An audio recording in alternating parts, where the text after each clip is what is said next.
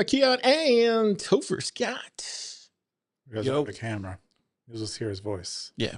We don't have I'm just the ghost in the corner of the room. How was y'all's week? My week was pretty good. Went to BitDevs last night. How was it? It was good. I saw Jimmy Song talk on Monday at the Builders Club.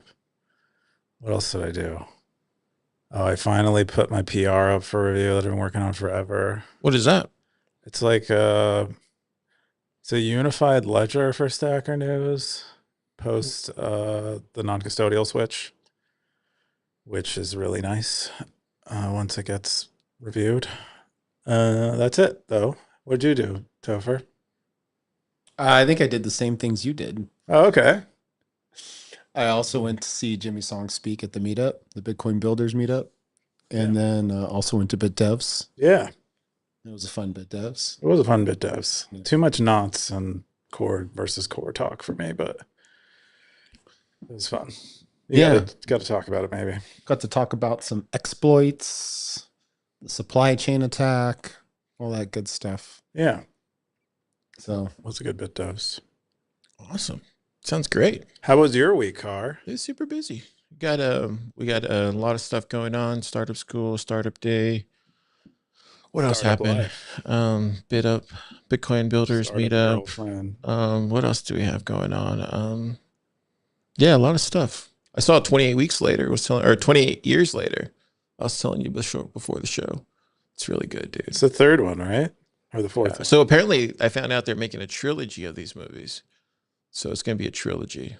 Wait. And they basically, the second movie that happened, so it was 28 days later. Then it was 28 weeks later. And then it was 28 years later. So the 28 weeks later doesn't exist. Oh, they think they're going to... They retro... how do you say that? they retconned it. They retconned it. Why? It's like literally in the beginning of the movie. It's not a spoiler because it just comes up. It's like the title card. It's retconned. Well, it's like 28 years later, so they could just... I guess they could just ignore it. I think it's because Alex Garland, the writer, and Danny Boyle, the director, were just like, no, bro, we're not doing that. We're not taking that. Because it was not done by them. Oh, now I get it. Okay. That's fair. Yeah. It's a good movie. I didn't mind that movie at all. It's a really good movie. Yeah, it's my memory of it. I would definitely recommend. I guess maybe they just didn't like the out. trajectory it took the story on. Yeah, it's on Apple TV. It's like $4.99 to rent. All right. Mm-hmm. Wait, the new one is $4.99? Yeah. Oh. That's cheaper than I thought I was expecting. Because usually they're like $20 this early. Yeah, I've noticed Sony does really good movies lately. They're like the only one that doesn't like do the woke stuff, I've noticed. Everybody else is like doing that kind of stuff. They're just trying to make like good banger movies. Anyways, if you've never seen this crazy show before, we talk about Bitcoin news on the front page of Bitcoin every week called Stacker.News. Turns out this crazy little website right here called Stacker.News is growing. Turns out. I keep seeing it more in search results. Keep seeing it in LLMs. Don't see it talked about in media, at least not yet. But who knows? Maybe we'll see it on CNBC. Maybe we'll see Coob on CNBC one day.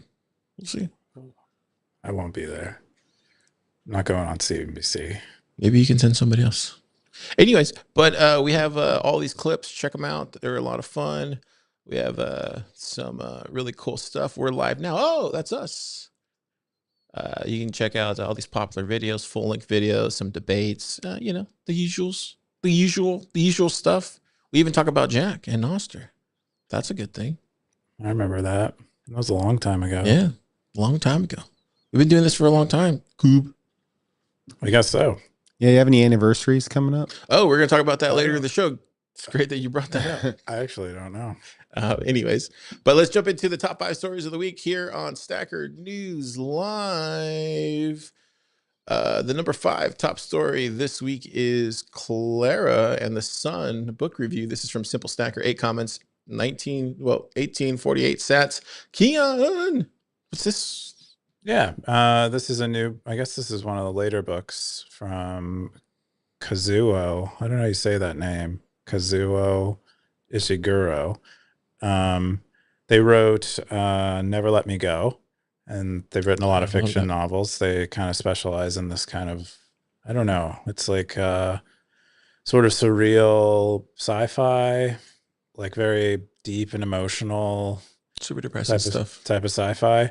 And this is no different. This one's about cloning. It has themes in it that are similar to Gattaca, if you've seen the movie Gattaca, where some people are getting cloned and they get like higher station in society, and some people aren't cloned and they get lower station, or genetically modified, I mean. Yeah. They get the designer genetics. Yeah, designer genetics. That's the word. And I guess one of the book is told from the perspective of the family's like robot that is a companion to a sickly child who is sickly because of genetic modifications. Her parents were like wealthy and got her the genetic modifications, but she ended up sick, as sometimes happens. Yeah. And so it's told in the perspective of this robot, and the robot is tasked by the mother to learn as much about the daughter as possible so that when she dies, the robot can replace her. And that's the telling of the story that I learned from this review. Yeah, I want to check it out. I didn't know it was the same person that made Never Let Me Go. They've written a lot of books. Scoresby mentions them in the comments. I think there's like 5 that Scoresby has read. So it's interesting that it's funny that we're talking about Alex Garland. He's like friends with that guy. Oh, this is a guy, I always thought it was a woman. No, so if it's the same author that wrote Never Let Me Go, he's actually friends with Alex Garland, the guy who wrote 28 Days Later.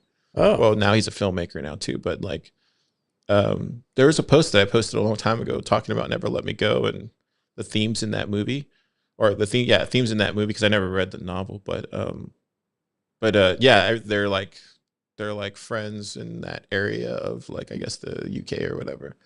But dude, that movie is so good. Never Let Me Go. It was like Mark Romanek, I think, was the director or the filmmaker, and he was known for making these amazing music videos in the 90s and the early 2000s, and then he made that movie, and it was just like the pinnacle of, because that book was such a profound book, Never Let Me Go, apparently. And then like when he made it, they got Mark Romanek to direct it, or to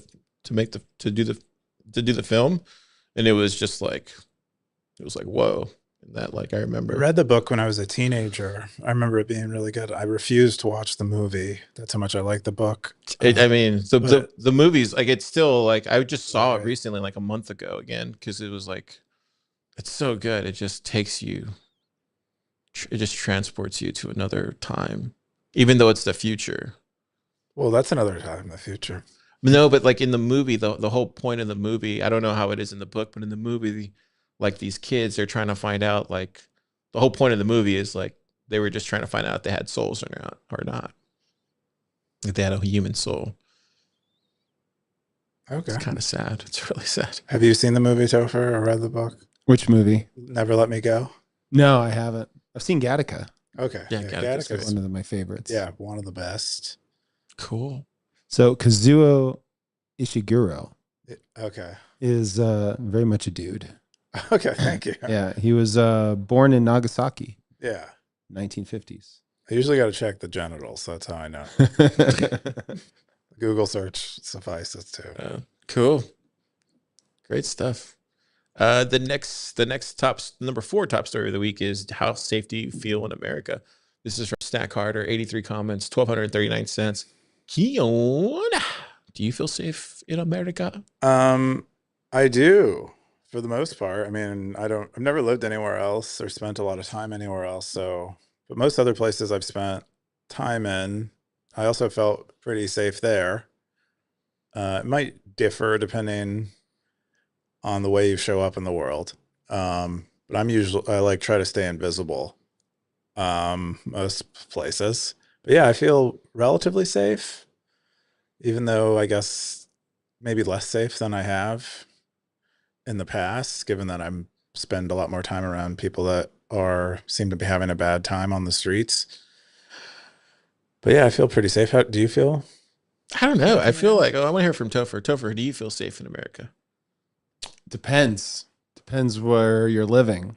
Austin has gotten increasingly less safe. LA has very many unsafe places. But then there's other places that are incredibly safe. So I don't know. America is a very big country, and there's so many cities are very different. So I would say for the most part, America feels safe, but there's like some places that you got to look out for. Yeah. To be honest, there was a time where I didn't feel safe, probably when I was growing up, but that was maybe because I was a young kid and I was like, when you're young, you kind of fear everything. Yeah. And then, then you're in your 20s, you kind of go out there and you kind of just become this like fearless young man. You're just not, you don't really. You're like, I've made it to adulthood. I can die. Well, you don't really think of consequences, I guess, when you're a young man, I guess. You don't really. That tracks. Yeah. You Right. do. I guess maybe you don't think, or at least I didn't. I don't know. And then I guess it was more fearless back then. And then there does get a time. I think when I got married is when I started getting more fearful. I think because I started a family. And then once I found Christ, or when I went back to Christ, now I'm back to not fearing anything. So I think it just kind of goes back to like the individual, how safe do they feel? But I don't know. It just really just depends on the person, I think. Less so than the place? Yeah, I think so. So you think you could be like in Ukraine and feel safe, or yeah, but depending on your point did you of view. ever read that? Did you ever read that? What's the name? It's a notorious book. I haven't read the book, but people have told me about it. It's the one where the guy who was in the Nazi camps and what's that one? Auschwitz? Yeah, the Gulag Archipelago. it's I like can never pronounce. Viktor Dash, whatever. Or it's like it's like a famous book. Like he's like one of the guys that was in the concentration camps. He got to a point where he saw so many people dying, and at a certain point, he just realized that he's already like I don't know. I forget how it's summed up in the book. Maybe one of the stackers can put in the comments or put on the thing. But he just basically summed up and said something like to the likes of like, once you realize like basically memento mori, like once you realize like death comes for everybody, you just don't fear it, and then you just move on with life and you accept it. And I think that's where he had gotten to at a certain point once he was in the concentration camps. He had seen death. He was clothed with death because all the ashes, and he just got to a certain point where in his mind he was already free, so it didn't matter. Yeah. It's an interesting challenge. That it's like a human challenge. Get past that fear. It's like the mind is the biggest mountain to climb. And it's interesting because it's introduced to you, because like kids don't have like a fear of death. And I've noticed that like even with things becoming increasingly unsafe in society becoming a little more unstable, they keep releasing criminals out into the streets. What I notice from kids is that they still seem just as fearless from physical harm. Like they have the same fearlessness as I had as when I was a kid. So it's like for physical harm, like kids are fearless, but then like social harm is different. That's an interesting one. Like kids are still fearful of of experiencing a social death. Like if they're ostracized, or if like, their reputation is ruined. Like that's worse. Like social harm, it seems like for kids, like social harm is even worse than physical harm. Yeah, I could see that. Kind of crazy. I don't know. Was it like that for you when you were a kid? Like I think it goes that for everybody, right? Like in high school when people are like make fun of you. Like I remember this guy who like he pooped in his pants, and then everybody made fun of him, and then he transferred schools too. he had to just because he pooped in his pants.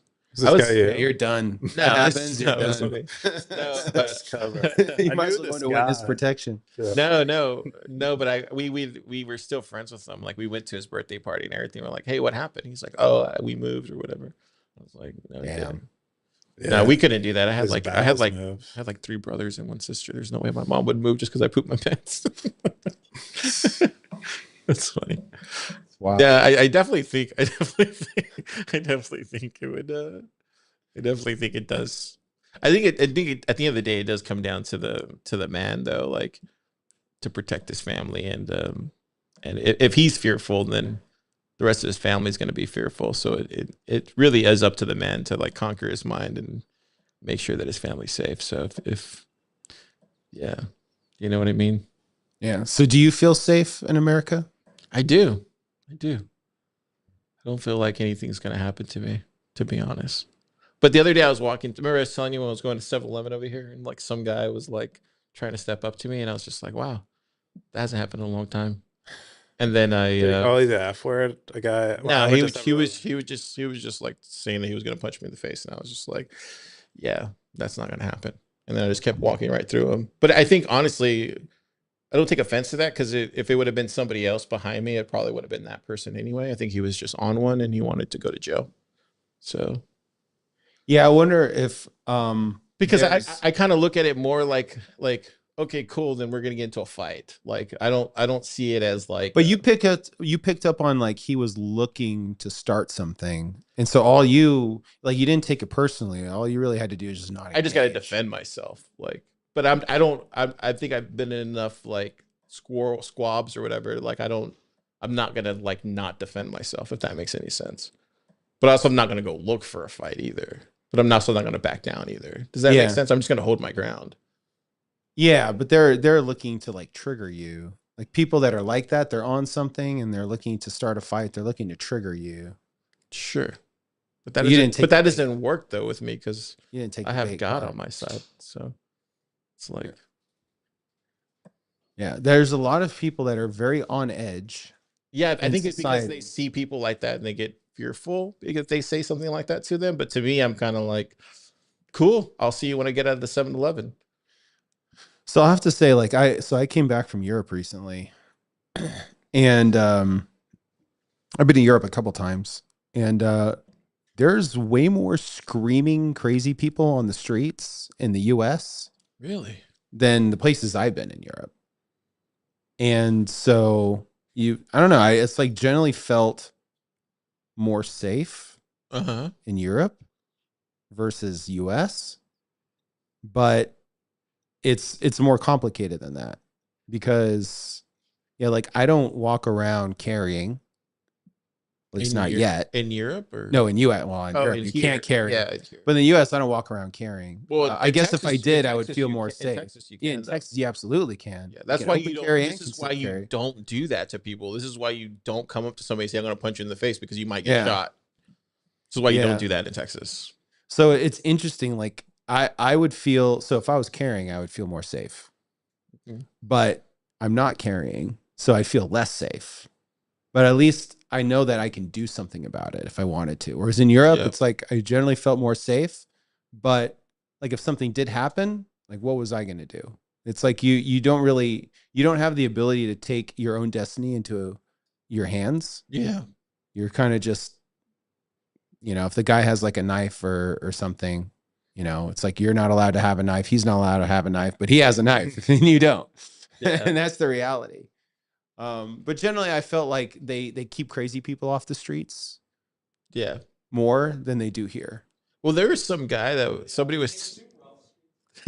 They were telling me there was some guy that's like has like a clipboard and he's like checking in on all the homeless people to see what they need. Right? Yeah, Do you guys they know? have I people didn't- here that are Oh. checking in on the homeless and I've seen everything. that. Yeah. Yeah. Hopefully they get them the help they need. That doesn't make them less crazy though. Oh. Anyways. So that's everything. Keyan, you got anything else on this or? No, I think we've covered it. We've all answered the question. Okay. Number 3 top story is NBA star Kevin Durant can't unlock his Coinbase Bitcoin account. This is from Wumbo. 31 comments, 1042 sats.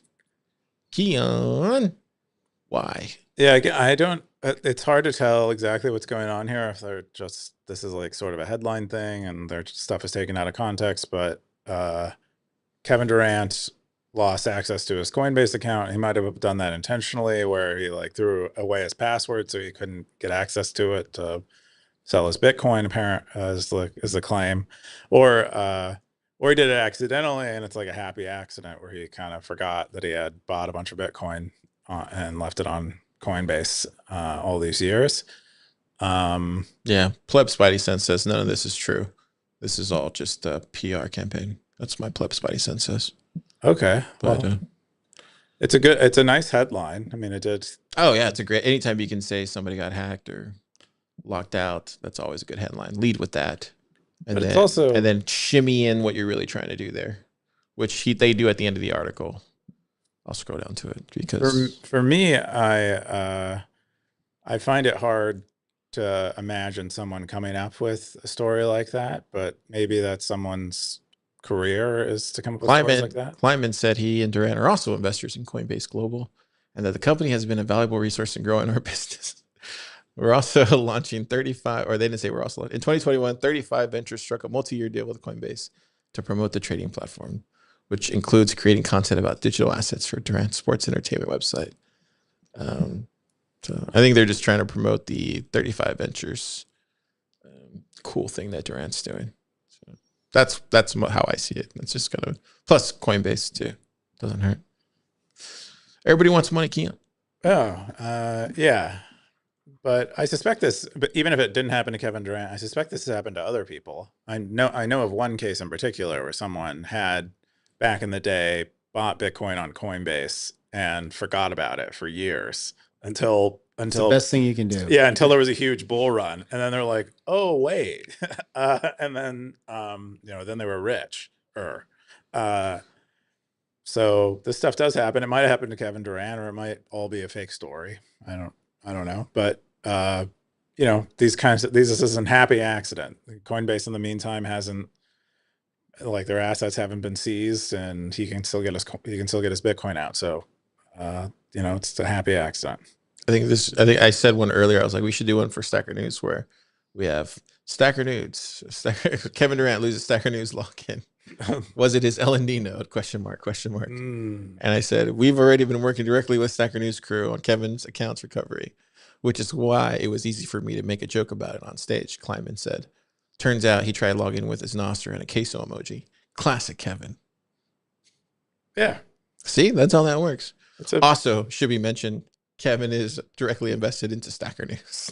This is how that works. It's just like a one boom. It's just like, it doesn't need to be true, Keyan. It just needs to be relevant. I take your point that they could be lying. I think they also could be telling the truth, and it's like a nice coincidence. Pleb Spidey Sense, baby. Cool. You got anything, Topher? I just think that Come on. they brought on Kevin Durant for a name.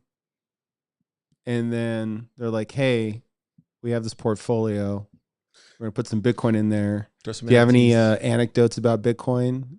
And I think Kevin said, oh, I think I bought Bitcoin on Coinbase once, probably like $100. And he forgot his password. Yeah. And they're like, ooh, we can spin that into something. Yeah, I think this is probably like a big nothing burger. Like, it's nothing. Totally. Like, if he really wanted, like, for you to set up a Coinbase account, like, they have all of your personally identifiable information and bank account. So, like, they could totally store his account if they wanted to. Topher knows. Yeah, that's what I'm just saying. Come on, right here. Boom, come on. You got to generate that news story, Car. Come on, you got to. I know. Got to hook the people in. Keon's too honest. That's why he doesn't see this. Maybe Durant is Satoshi. Kevin Durant Satoshi. It does. Yeah, maybe we can correlate his commits with like the NBA season. Yeah. Tell. All right. We got hedging sanctions risk, Bitcoin in central bank reserves. This is from Simple Stacker. 11,800 sats, 9 comments. Keyan, what is all this stuff? Yeah. So there was a paper, I think the Scoresby shared, about central banks potentially hedging sanctions risk using Bitcoin. And so Simple Stacker went and read it and then summarized it for us here. They also compared they also did the same thing for gold. Use the same model and use gold. They had a bunch of other things in the footnotes. I guess they showed like mining, but they have Simple Stacker's conclusion is they do understand Bitcoin at least. And then like the headline of this, I would say, is that even if a country is risk averse, But if they have a high risk of sanctions, they should use Bitcoin in their portfolio to hedge against those sanction risks. It will help them because Bitcoin is borderless, etc. And they'll still be able to, gain access to a liquid market that allows them to preserve their reserve value. Or if a country does not have sanctions risk, but it has a low risk aversion, meaning they are okay with taking some risk in their portfolio, they should also add Bitcoin because it'll improve the returns on their reserves. So in general, this is a good study for Bitcoin, or it's like, it's favorable. It paints Bitcoin in a favorable perspective. Even governments can use Bitcoin in their portfolio to fight other governments' overreach. So I say cool. And I think the main flaw, Simple Stacker also points out flaws that they found in it. The main one being that it's like a simulation of the circumstances that a country would, like the model is a simulation of what would happen to a country should they suffer sanctions. And so, and I guess that model assumes that the Federal Reserve in that country is not already engaging in other hedging activities as the sanction risks increase. And so that might be painting a rosier picture than would otherwise be the case. But still, cool to see academics looking at Bitcoin, in my opinion. Yeah, it looks like they also bring up second, we apply a price discovery methodology and framework which was designed to handle sparse and asynchronous data and analyze the Bitcoin markets, covering spot markets with quotes of USD and USDT.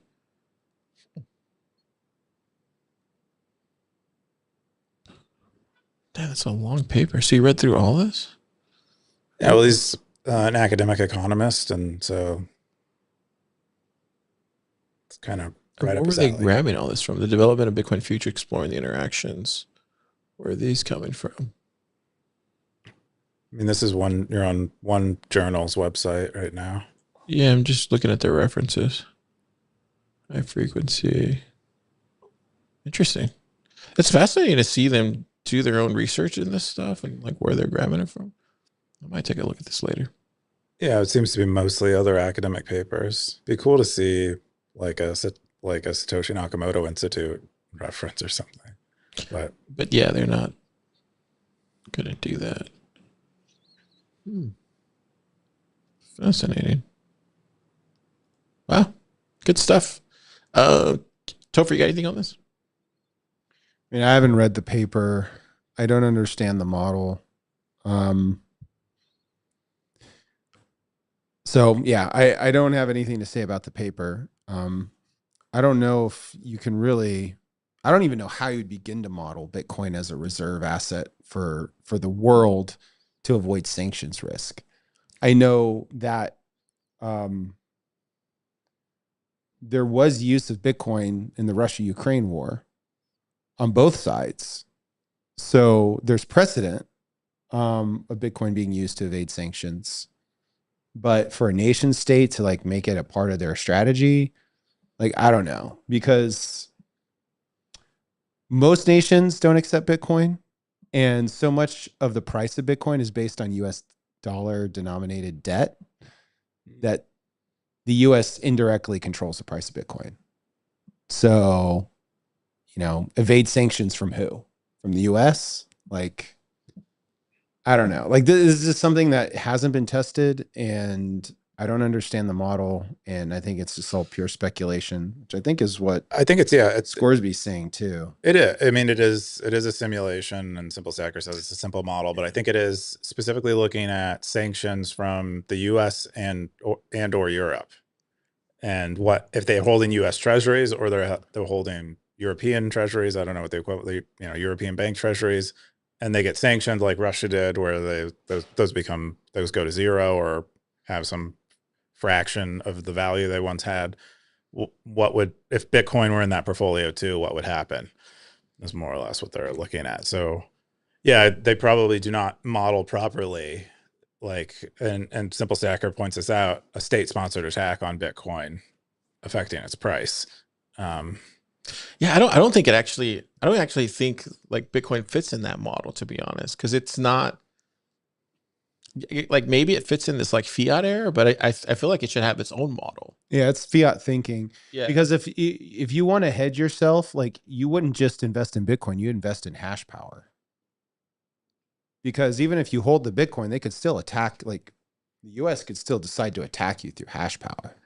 If they really wanted to, they could do that. I think that's why. As far as like if you're in a nation state level, like you have to think about I that. like where you're going with this, because I like how Simple Stacker I like why Simple Stacker brings this up too, where he says, yeah, he brings up the mining per country. So he does bring that up, Topher. Yeah, you'd have to do both. You'd have to hedge your bets with Bitcoin and hash power. Yeah, that's why I'm thinking. That's why I was wondering where the references is coming. It doesn't add up. Like, I don't think they're actually thinking through like a Bitcoin lens. I think they're thinking through a fiat lens, trying to understand Bitcoin, but I don't think they're understanding it by the models that they're applying it.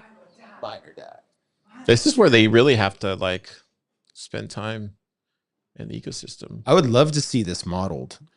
I just don't know if we really have like an accurate way to model this. What would you recommend a person like this reads, Car, to get maybe to not make this maybe probably what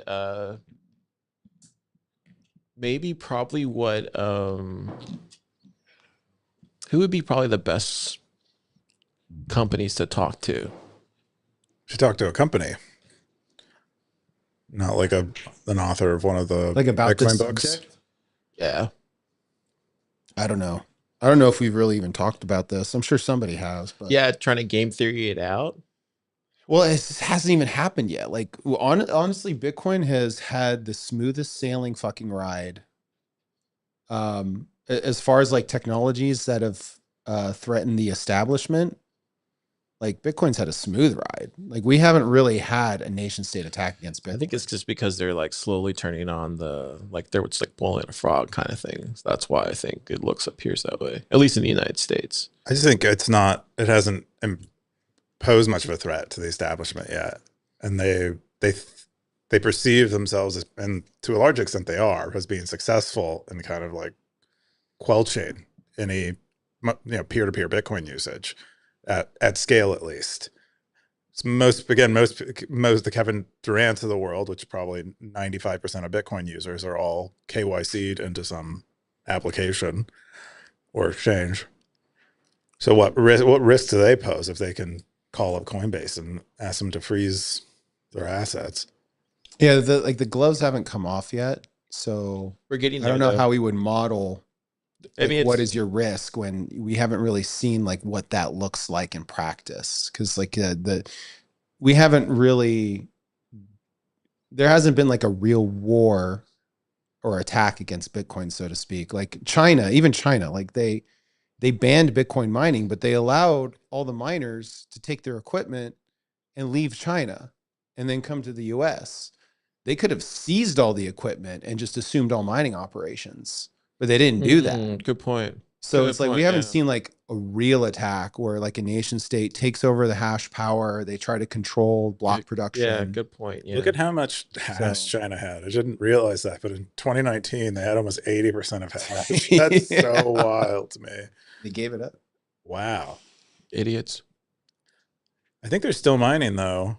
Oh, I'm sure they are, but like the government's a bunch of idiots over there. But I think I was reading something recently that said Bitmain, when they overproduce miners, they actually end up mining themselves with them. So it's like they're constantly producing whether there's buyers or not. Yeah. Because in the worst case, they can just mine themselves.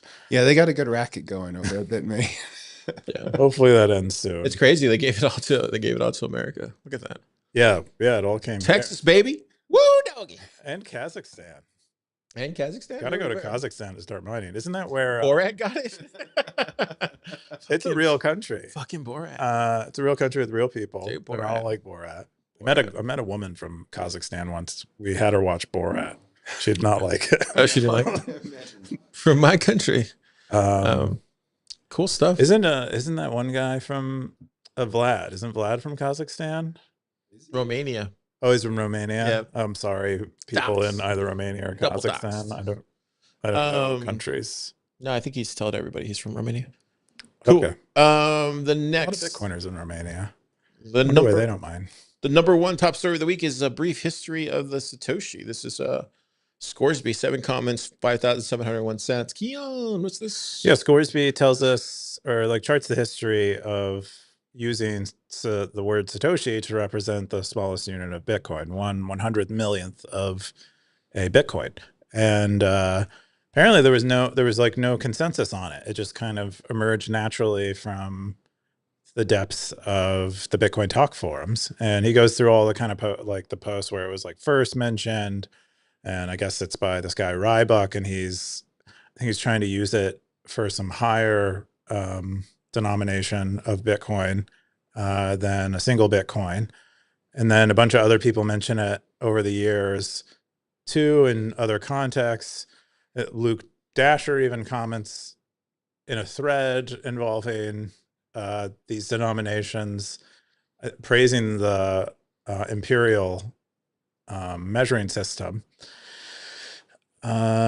Sort of just a fun fact in there. But I think that it really, I think the first usage of it appearing to be 1/100 millionth of a Bitcoin is somewhere down in there after the Luke Dasher tweet.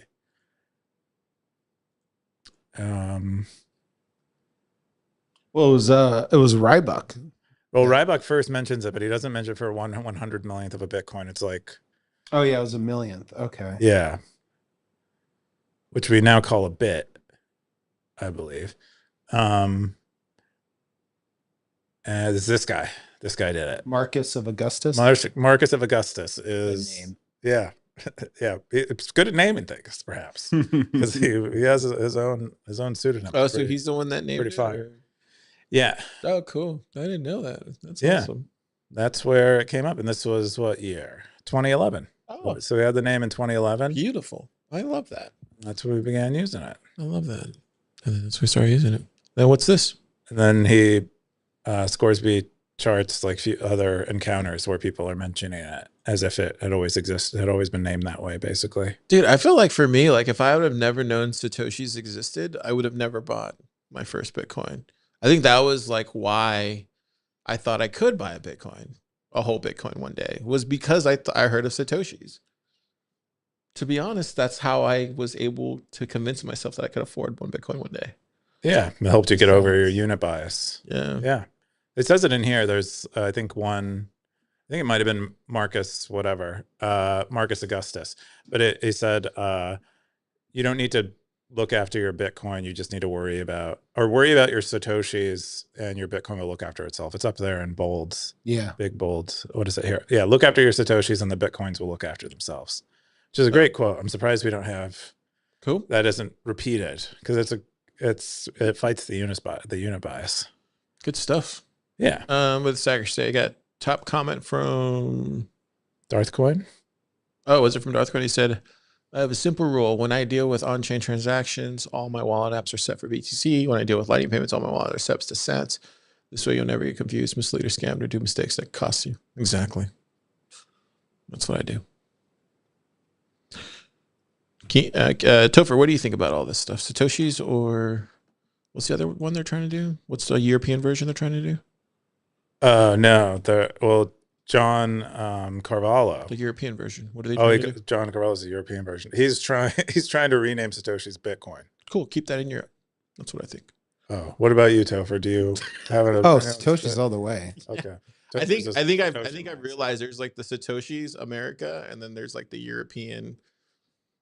This is like I think this is more millimeters. What is that? The inches and the meters versus the imperial. I think this is what metric. I think this has more to do with that than it does have to do with actual like anything else. I think But it's just people trying to middle manage Bitcoin to death. no, I actually think it has more to do with like a European versus like a American Southern Hemisphere. Or wait, not Southern Hemisphere. Western Hemisphere. So what? So we'll Western have like Hemisphere, Eastern so we'll have Hemisphere. like a kilo Yeah. Bitcoin and a milli We're just- Bitcoin. I actually think so. Like, I wouldn't be surprised. It has more to do with that kind of logic than anything else. This is where my spidey sense. Yeah, there may be overthinking units. Because I think it probably makes it's in more their sense blood. for them because they're Europeans and like they think in kilometers and shit. And we're Americans, we think in miles. If you really believe Because that, what's longer, a mile or a kilometer? I don't know. Does it matter? We're winning. yeah, This is where I feel like Satoshis feel much more. So of course we want much more. Why would we want anything less? if he really wanted to change it, he could change it in the source code. I Because know a that- coin is still 100 million Satoshi. I will say one thing. I do like the little B, the logo B or whatever. So I don't mind that as the logo, but I think you should let it. Oh be. yeah, you were flip flopping last night. Well, I do like the B. I do like the B logo. Like I don't mind that. I think that was like if there's anything, I like the B logo. I just don't like it not being called Satoshis. Does that make sense? But why not just like a lightning bolt? I like that too. Because the cool thing about Sats is you have Satoshis. It emerged organically. You have the name of the creator in there. You can Exactly. shorten it. Sats it rolls off the tongue. It does roll off the tongue. And Sling me some sats. we have the little lightning bolt, which is an emoji. So we don't need to like wait for some organizational body to approve a currency emoji for Bitcoin. We just fucking we already have an emoji. I think we should use the $sign personally, but For Bitcoin? yeah. For For like with a B? Satoshis. For Satoshis. I know. No, You have just it, the $. You have it sign up for here at the Satoshis. top. I can't. That's zoom in. confusing. I know. But That's fucking but crazy. Austin what wants- I want. Austin I think wants to that's say 'cause something. I'm like living. Come here, 100 Austin. years You want in the to? Come future. here. You want to say something? Give him the mic.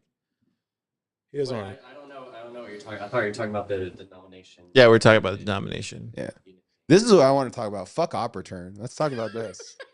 I mean, honestly, this is like Give him the mic. Give him the mic. He can't hear him. Argument. Bitcoin developers need something to do. Might as well change the units, change the filters, right? We gotta stay employed. I mean, that's my only point. Okay. Dang, coming in not a bad hot. point. Coming in hot. He was in the pleb dev's office. Now he's coming out of the hot box. It's true. There's nothing going on in Bitcoin except dumb debates like this. I mean, like, when was the last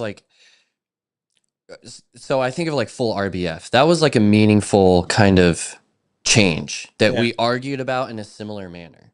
So there's still going to be those, but in maybe this, I don't know if the Satoshis are it. Maybe in the future, maybe when Bitcoin is at such a high price, or we start to actually struggle with the units as we're, hitting mass adoption. But right now we're like, I don't know, bike shedding. Is that or grasping for straws? I don't know. Jack Dorsey thought it was important. Maybe maybe he has a hand on the pulse. Yeah, and so there, like, maybe I would like to see like a really good argument from like, hey, we've got all this data, we did all of these user tests, we're deploying Bitcoin payments at scale larger than anyone. Here's a sound argument for why these units are better, or they're this better conversion rate. True. It looks like it was kind of top down and not researched based on what they were talking about. Yeah. Anyway, So this post isn't really about that. It's just about the history of the Satoshi naming, but we started to talk about it. See, Satoshis actually have a history, whereas just renaming it to Bitcoin just erases all of that history. Yeah, I my pleb spidey sense tells me that they're trying to remove Satoshi from the name Bitcoin. So there's no kind of cypherpunk movement anymore attached to Bitcoin. It becomes more palatable to the masses. We should just cut up.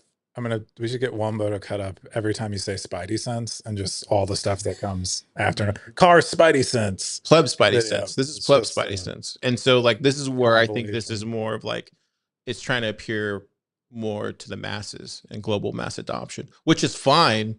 But let's just be honest about these things. Like that's all I'm saying, because that's what I think's really going on. It's like we need to call them bits, so that way it's more palatable to the masses. Let's call it bits. Cool. Let's have that conversation now instead of having the conversation of like, oh, this is better because of this. It's like, no, it's not, dude. I am remembering Andreas on Joe Rogan, like the first time in 2014. He's talking bits.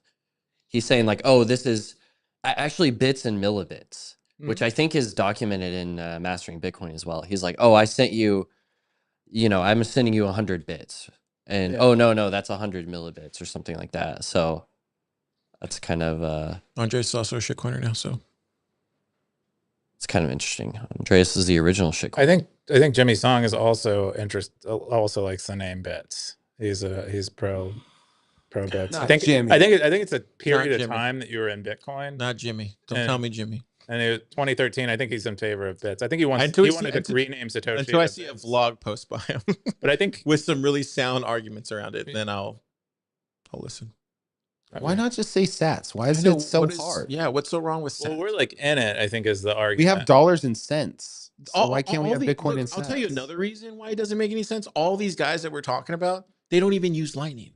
So I don't think they get a vote. Like personally, if I'm being completely honest, like we at least use Lightning. Well, we talked to Dorsey. You know, Yeah. their company uses Lightning. Okay, Dorsey does use Lightning. Airlog, Bitcoin Airlog. John Carvalho, his company is building a Lightning wallet. Sure. Okay. So we just gonna have like 2 for 2.1 quadrillion Bitcoins? Is that like what we're moving to?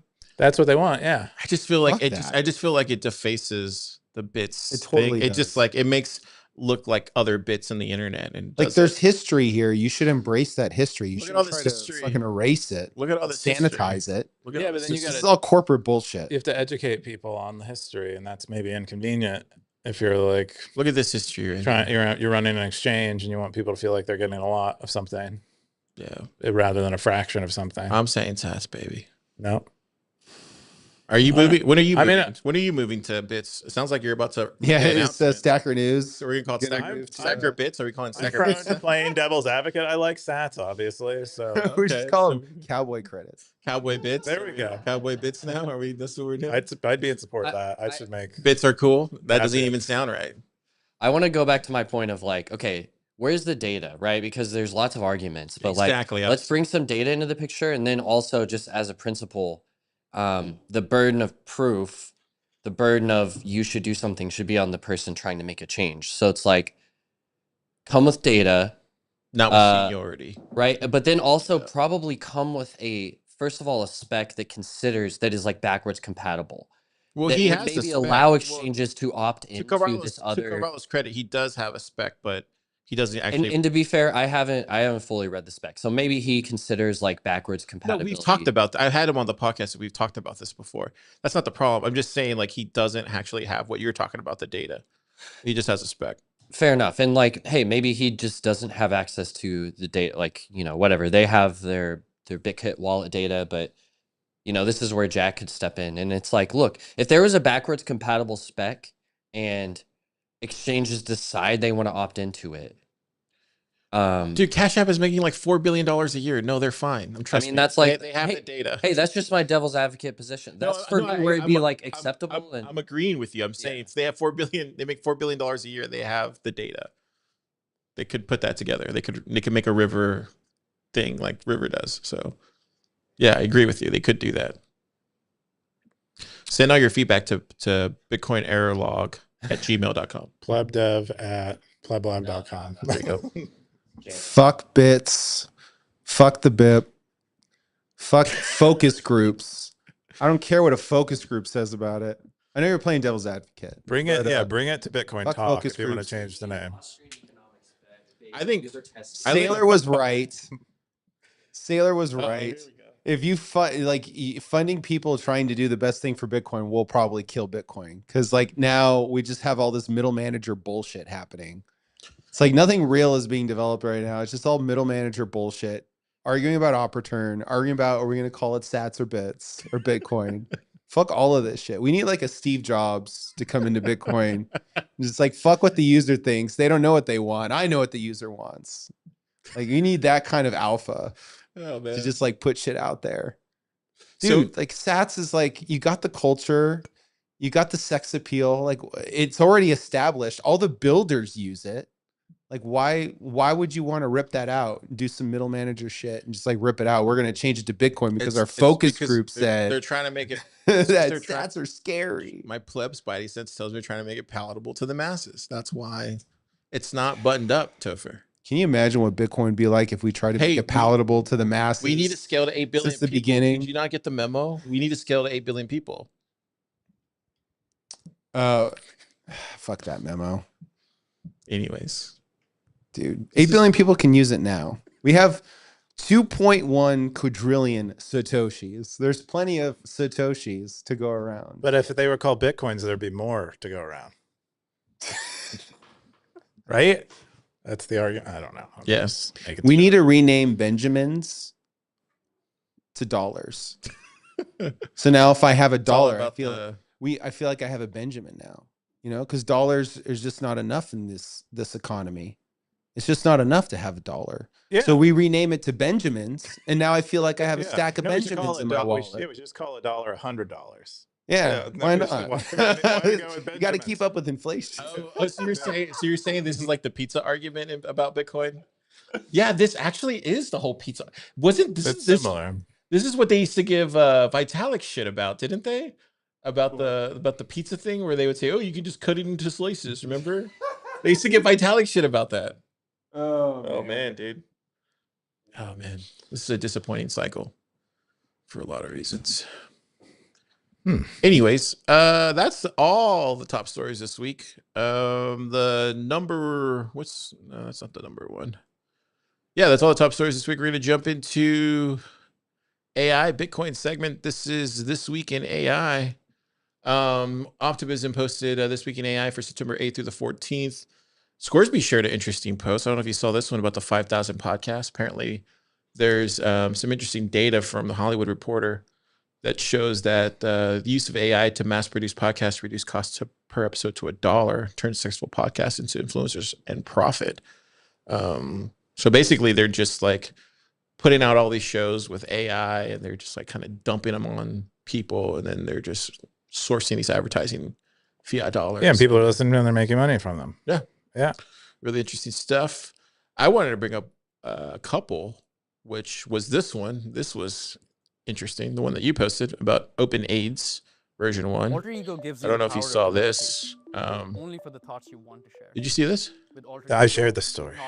It's called Alter Ego. It's you'll love this, Topher. Let me show you how. It allows you to. Seen it? Haven't you seen this? Oh, you want to explain it, Keyan? Yeah. We all It's have where things it like reads your thoughts, or you like you have like sub vocalizations, and it can measure them. I've been waiting for this. Yeah. I've been waiting for this. So like without talking, you are communicating like with a chat bot basically, and it can communicate with other people having the same wearable. Is the claim. This technology was prophesized in Metal Gear Solid 2. Or Metal Gear Solid 1. One of the Metal Gears. I think it was Metal Gear Solid 2. But yeah, like they would have something that like reads their vocal cords, because when you're thinking about speech, you're still like activating your vocal cords. Yeah. So you just need to tap into that and then convert that into something that you can like actually communicate and transmit electronically. Yeah. So I've just been. So what's the technology? So what's the technology, Topher? Well, I don't know how they're doing it. I think they're measuring something in a certain region of the brain, and possibly like facial muscles, like activity in facial muscles. Okay, because when I saw this earlier today, because I was going to put this in, we're going to talk about it. I call somewhat BS to this. Hear me out. Also, pleb Spidey sense. Cut it. Now, hear me out. So when you watch him talk, I feel like this is a ventriloquist trick.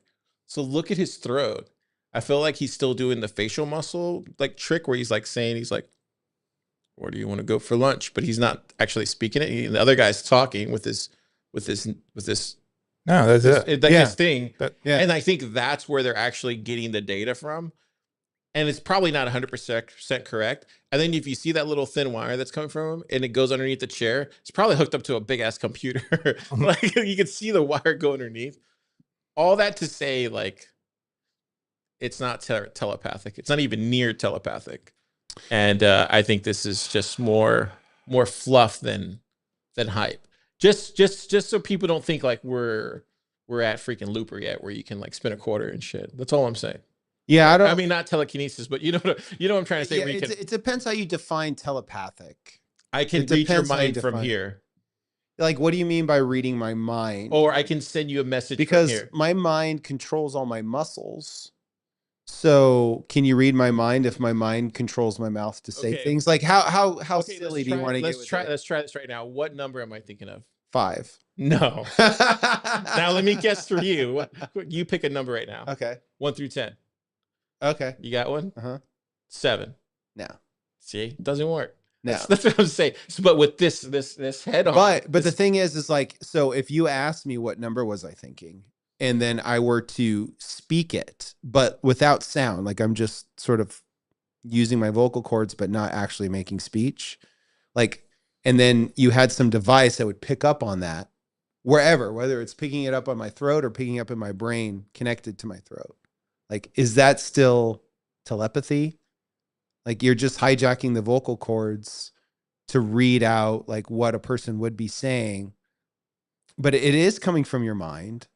But is it telepathy? Like, is it what you would consider telepathy versus you're reading the muscle movements to a person's vocal cords? I do think you can get to telepathy already just by knowing somebody over a course of like time. Like I would argue, I don't know if you can read your wife's mind, but I would say after you spend time with an individual for long enough, like you could probably have a conversation with them where you could probably know what they're thinking. Yeah, like theory of mind. Like you can actually model somebody else's mind because you just know them well enough that you know what they would think. But you still couldn't guess the number that's in their head. Probably, yeah. Maybe, yeah, if they had like a favorite number. Anyways, I just thought it was an interesting post. Keyan, did you have anything else on this? No, but I do think you're right that it is probably overhyped because they're pursuing probably a large fundraising round. You can heavily produce video. They're probably trying to go to like a very large VCs and get a bunch of money, just lots of it. Cool. The next AI wave or telepathy. Maybe we'll see more telepathy startups. I think there was another one. I think it's mostly in the phase right now where we're going to mock it for 10 years, and then everyone's going to be using it. Yeah, just like AI. Yeah, right. We're all going to lose the ability to speak, and then 100,000 years from now, none of us will have mouths because we don't need them. We're just using these devices. No one talks. Yeah, no one. There's no need anymore because we're just communicating. It's just a bunch of tizzards, just like full tizzards. That'll be the only one that survives, dude. Yeah, you won't need tiz whispers anymore. It'll just be full tizzard. Oh no, you still need tiz whispers. No, because like they need to be told what to do. Oh, so it'll be more. No. Tiz whispers just won't. Oh yeah. It just won't be whispering. There won't be. What's the other one between a tiz and a? What's the other one? There's Riz. Yeah, so maybe the tiz it'll be a Riz whisperer. So the tiz will become the Riz whisperer, right? Oh yeah, but that'll be terrible. Yeah, so the tizzards will Riz whispering. You don't want either of those guys in control. You kind of you want the main characters. Because they're not oriented too far one way or another. If they got the right amount of Riz, the right amount of tiz, and they're going to keep the world balanced. It's like the Force. It's like Star Wars. People who are watching this show for the first time, they're like, "What the hell are they talking about?" Riz is like the dark side, and then tiz are like Riz Jedis. is the dark side. I think Riz is the dark side. That's where all the con people were in the Riz versus tiz thing. Go back a couple full episodes. Riz, no tiz. Go back a couple episodes. But you add a little tiz, and they become good. Go back a couple episodes and you'll see what we're talking about. It's a great. Or I think it's actually clipped in the thing. You think these guys are tizzards or? Oh, definitely. I would guess they got a blend, but he looks like he's more Rizzy. I think he's Rizzy. Yeah. He's more Rizzy. The other guy's more tizzy for sure. Not with that soy face. Come on. You don't think he's that Rizzy? Which one? The one on the right? Well, the guy from before, the white guy. This guy, the Indian. I didn't catch him. I don't know if this guy's Indian, but he very well could be. Maybe they have that like weird Zoomer fro hairstyle going on. So he looks full tiz on the right side. This guy right here. Oh no, he's not full tiz though. He's got a little Riz in him. Look at he's got his head's like. I think he just his hair is like perfectly disheveled. Your hair looks like that. He just woke up. No, he made it look like that though. He has like hair wax. Dude, that's how you know when people are full tizzards. It's because their hair is like messed up. Because Topher doesn't have a mohawk. He might be Riz. No, I think he's not. He's mostly tiz, but he's got some Riz to him. So he's probably in the middle. I would guess he's high tiz and like medium Riz. So he's probably around cracked somewhere. Okay. Anyway, I wanted to bring that up, and then the The other one was the Apple latest bid to purchase Perplexity. Did you see this? I imagine so. That they, this is what these companies do with these large treasuries. Yeah. They haven't said if they're gonna buy it yet, but they did talk about how one of their AI people has left. I don't think it's in this post. To go to Perplexity? No, so one of the top like AI people of Apple has left recently. Very recently? Like last Friday recently. And so they're like in scramble mode apparently. Anyways, and then they're just unable to like execute yet. And then they just released the new iPhone this week, or was it last week? Last week. And so they're just like, they're behind. A friend of mine was friends with one of the children of the person who made Siri. Like, a Siri was an acquisition for Apple. Yeah. And I think they paid hundreds of millions of dollars. And Yeah. instead they were just, I think he said he went to their house and it was just retarded. It was just What do you mean? That doesn't like, make any no, sense. just like big and rich, just like retarded big. It's like when Microsoft bought Minecraft, and then so Notch bought like an $80 million house, and I think he sold it to like P. Diddy and Beyonce or something. Or no, wait, was it Jay-Z and Beyonce? Like, yeah, he just like sold it to some like famous rap couple. But like, so he just bought it and then sold He it just bought an $80 million freaking compound for no reason. Yeah, Notch, like the creator of Minecraft. Oh, he bought it from them. Because Minecraft was bought for like $2 billion or something ridiculous. Yeah. So he was just like, and it was created by him. Like, he was the developer of that game, and then Microsoft just fucking I don't bought understand why you would have all that money and then just buy it on stuff. That never really made sense to me. Well, it's not, he didn't spend all the money. He only spent $80 million. Yeah. That was like 5% of his money, which is less than most people's net worth that they spend on their own. I feel like I would just use that money to change the world. That's what I would. I think it's harder to change the world, even with a lot of money, than most people think. Look at all the rich people who don't do anything, right? Is that not a sign to you that maybe changing the world? I think because they're trying to change the world for bad. I think that's why. I mean, look at Bill Gates. So they got the money despite them being evil? I think they got the money because they were evil. I see. You think? I think Bill Gates is a perfect example of that, right? No, I don't think Bill Gates is evil. I think we have a different view of. So you don't. I think Bill Gates is evil. Do you think Bill Gates is evil? I feel like he's pretty. His wife left him because he was evil. I mean, it's pretty much. Did she say that? Yeah, dude. She went on like record and like she left out a lot of stuff about the Epstein stuff, but she went on like this whole thing and it's pretty bad. I don't know, man, but he did some very horrible things in India. And just for the stuff he did in India alone, I would say he's definitely not a good person. Maybe he's not evil, but he's definitely not a good person. Yeah, I would say he's extremely ambitious and self-centered. I don't know about evil. Evil is like, I think someone, I associate it with like sadism, where he's like trying to harm people for his own pleasure. Yeah, I don't know if he's tried to harm people. I don't know if he's a lizard person. Yeah, I just don't. I haven't looked enough into him. Maybe he's not that anymore, but he definitely was that in 2020 and 2021, though, for sure. Yeah, the vaccine stuff's very creepy. Even the stuff that Steve Jobs would say about him too was kind of refreshing.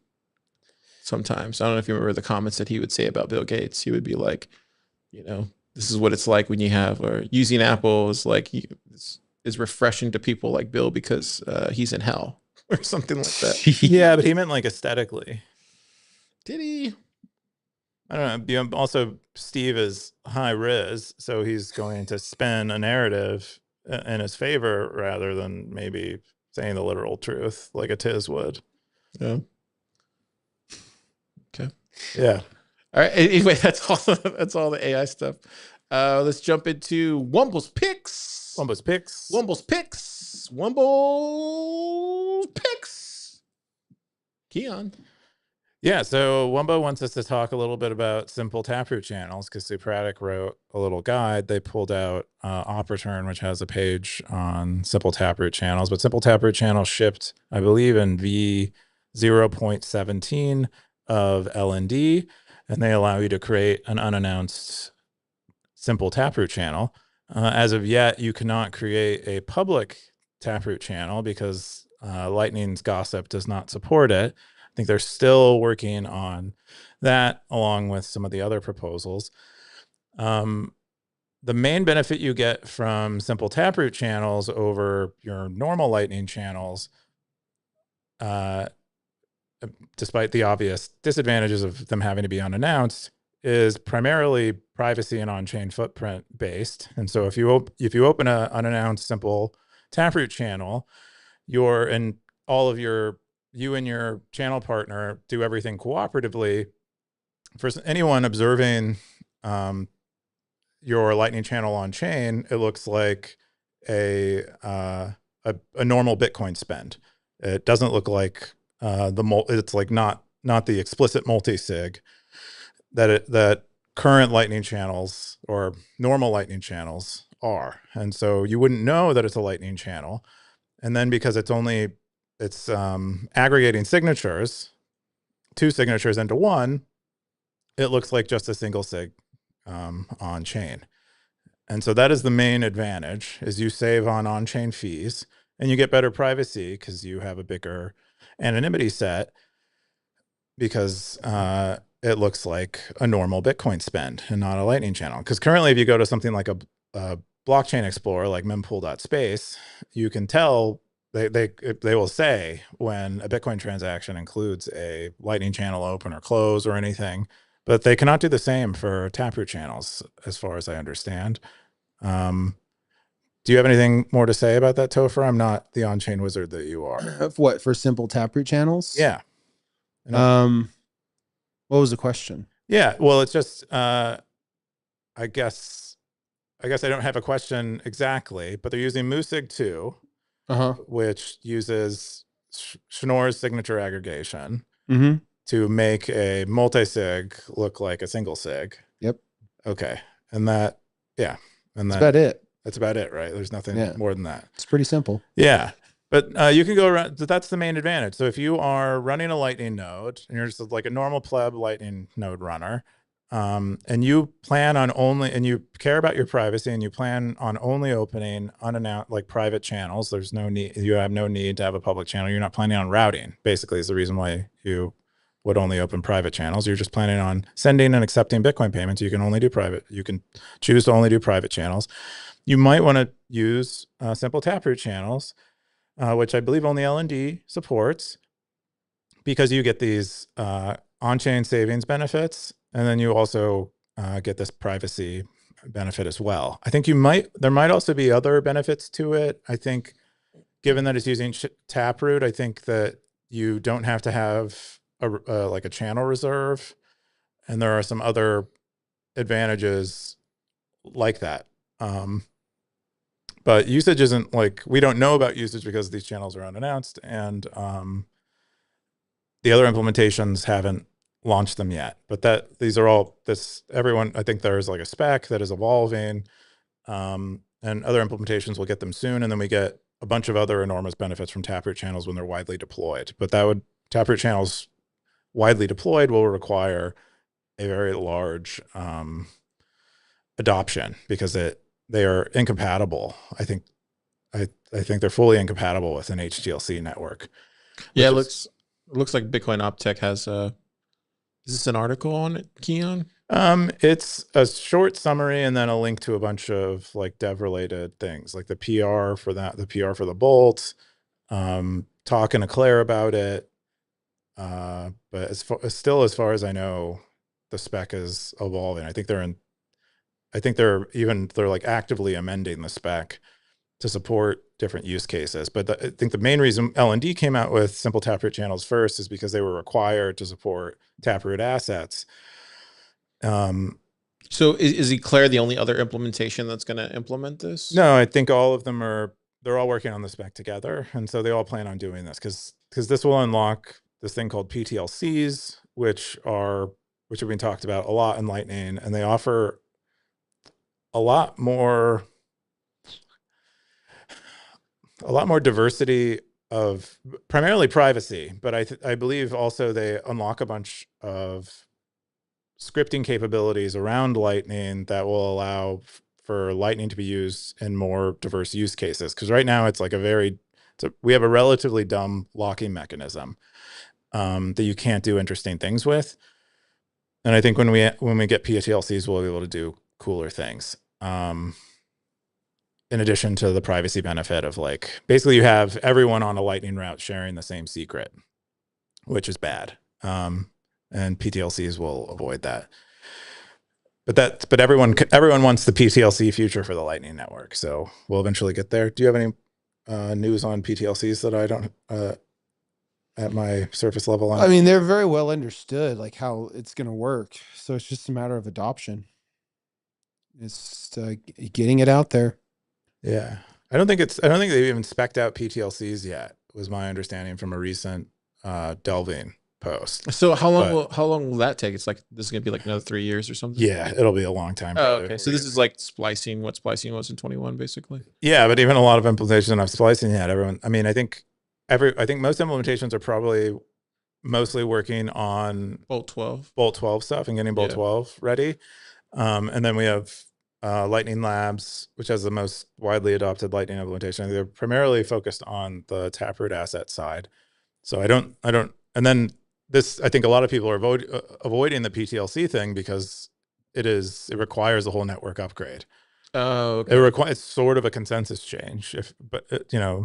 The closest analogy maybe we have to consensus and Lightning Network are basically the things that we share across channels, which are right now HTLCs, and in the future we hope to use PTLCs. It would be a bifurcation of the Lightning Network because PTLC channels are fundamentally different than HTLC channels. They're incompatible unless I guess maybe someone could come up with a way to make them somehow compatible, but. Well, you could have HTLCs and PTLCs inside of a channel, but that's complicated. I don't know. I think it's just, you need a champion to champion this, like Dusty. Yeah, it was champion splicing. And so that's, or I feel like he's the reason why splicing exists. They used to make fun of him in the beginning, if I remember. But he kept at it. Yeah, and it was funny because Core Lightning wasn't even the first implementation to do splicing. We need somebody to get made fun of for PTLCs. But he was the champion for splicing, and he made it happen. Who was making fun of him? Dude, spill the beans, Car. I think that's besides the point. I think it just tells you that sometimes you need that one person to go out there and say PTLCs and then carry that flag. I think that's what Topher was saying. Yeah, you need someone to champion it to get everyone to adopt it. But you'll get ridiculed first. Yeah, I think it's just a low priority for most of the Lightning implementations right now, is what it appears. Yeah, it appears they think investing in other areas of development is more important. Anyway, that is Simple Taproot Channels, and I am Keyan with your wizard. Wumbo's He said he wanted this segment to be like the more you know. That we should come up with our own name Wumbo's and use the same animation. It doesn't communicate what's happening to the person, like the more Wumbo's picks. I could do that instead. Wumbo's picks. Yeah, we want the shooting star. I can make a shooting star. Okay. Speaking of shooting stars, we're about to jump into 6102. What happened? Uh-oh. Pleb Poet's coming up here giving us shots. Is that what you're doing? I'll take a shot. Up. Yeah, I'll take one. It's been a while. We're about to get into it. So I found this 6102 Bitcoin post on Stacker.News. So I've been doing the SNL DVD. All right, you're going back. So I have to go back to like some of these things. And where is it at? Oh, it's over here. So I've had to go back and like look at some of these old clips, and we'll get into the DVD later. But what's interesting about this particular post is when I went back and looked at the SNL DVD and I was watching it, got to fix 2 edits on it. But the interesting thing is like this post came up because we were covering this like whatever year this was. Really? Yeah. And when I went to go click on it, it doesn't exist anymore. The website doesn't exist anymore. The Twitter account doesn't exist anymore. Oh. Even the podcast that it's attached to doesn't exist anymore. It had a podcast? Yeah. Wow. So it just kind of shows that like Stacker.News has a lot of old, really valuable posts. And this just goes back to what Carr was saying for the longest time on this podcast. we should have like a section on Stacker News. Maybe it's a territory that's just like a treasure trove. We do posts. that. We do the daily like the this day on Stacker News, which covers like the top posts every 4 years. Yeah, but I think there should be like a discovery page. Yeah, just like of like the very high quality like stuff but just like a high quality post. This should be in one of them, but at this point the site's down. Anyway, I was able to pull the Wayback Machine, but that's I think after today it's probably going to be pulled. So get it while you still can. Do you think it was pulled by the government? But Spidey Sense tells me it's going to be pulled because this kind of just shows everything of what's going on. Okay. Anyway, Poet's about to give us some shots. But before I should mention this is 6102. Topher, do you want to explain what a 6102 is and where that comes from in Bitcoin? 6102 is the famous executive order that was issued by Richard Nixon to seize all of the gold. All of the Bitcoin? Oh, well, not yet. But you think it'll be the same number? 6121 maybe. Yeah, they need to do it like Nostr does. Like you got like maybe 6103 or they'll just increment it? Yeah, 26102. Yeah, then can I get another one? You could see there's a history. That's kind of so what's 6102 squared? Oh. So what's interesting about this? What's interesting about this is like everything that has been on this page has come exactly true. Basically. And so for the past 3-4 years since I think this came out in 2020, to be honest with you. And since 2020, for the past 5 years, this has come exactly to fruition. And the more you dive deeper into it, the more you realize that we're boiling the frog here. And so the reason I want to bring this up is because it's important to everything that's going on with 230, what's going on with the USDT, what's going on with all the stuff that we're seeing that's happening in the White House, what's going on with all the other stuff that's happening in the world. And it's just a timely post. And I think definitely Charlie Kirk stuff is really fascinating that's going on with that. So I think it's just people that listen to Stacker News, people that listen to Stacker News Live, people that are the stackers. I'm sharing this today because I think it's very valuable that you know this exists. And so it's for y'all. It's not for anybody else. No one else cares because they listen to other podcasts and they listen to other stuff. And so this is not for them. Anyways, with all that being said, the first point is how could a 6102 attack on Bitcoin look like? The first one is capture Bitcoin on and off ramps. So they're going to increase regulatory requirements. You're going to see that. And that's already, I would say they've done that. That's done. They're going to increase KYC verification. Complete. Also complete. I wish I could just go there with a check mark. Complete. They're going to increase use of chain surveillance. So this one, Topher, what do you think? Is that complete yet? Or do you think that's still ongoing? So I don't know. Because they have like companies like Chainalysis, but they're terrible at their jobs. And people think of Chainalysis as like reading the blockchain.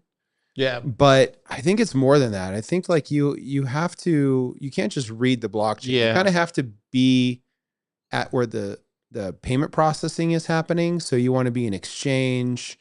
You want to maybe be a Lightning node that's processing a lot of payments. You need to be incestuous with the Lightning network, basically, or with the Bitcoin exchanges. I think you have to run like an actual Bitcoin exchange service. So yeah. Like you're at the source. Or if an exchange is using your service, you are collecting that data like a social media company collects a bunch of data on its users, and it's just like that data's mine. Yeah. That's kind of what they're So I guess I think it's safe to say, Pleb Spidey Sense here, Car saying this, is that it's safe to say there's probably companies amongst other Bitcoin companies that are doing some type of chain surveillance.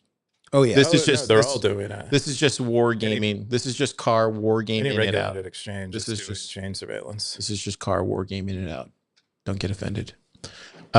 Increasing ISP surveillance. So identify Bitcoiners based on internet usage, likely ongoing globally. What do you guys think about that? Increasing ISP surveillance? No, yeah, we've talked about several posts about that have been covered by 0x1 BTC, I think, or something like that. But he it's called linking lion if you want to look into it, but it's like someone who on the Bitcoin peer-to-peer network is just like connecting to like people and then disconnecting. He's Right. basically just trying to probe kind of the network and get a view of it, but that's definitely happening too.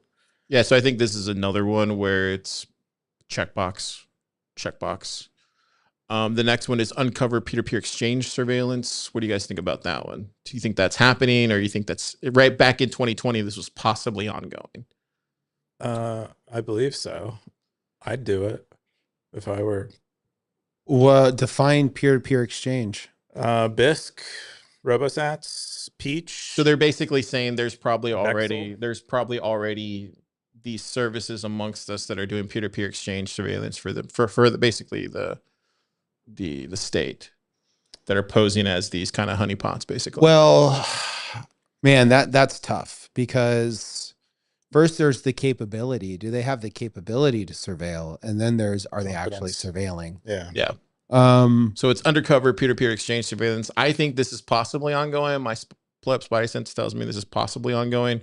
Obviously, I'm not going to point any fingers or anything like that. I'm just going to say I think it's ongoing based off of my vibes.